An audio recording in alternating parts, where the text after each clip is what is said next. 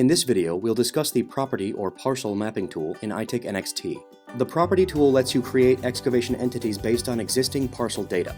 The Property tool is perfect for jobs that take place within the property boundaries of a specific address. Select the Property tool from the Drawing Tools menu. You may need to zoom in a bit before the Property tool appears in the menu. Click the property where the work will take place. You will then be asked to specify the portion of the property where the digging will take place.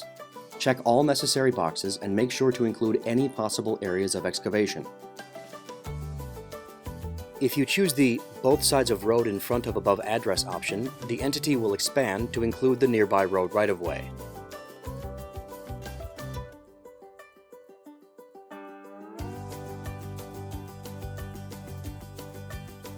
ITICnxt will automatically derive marking instructions from your mapping.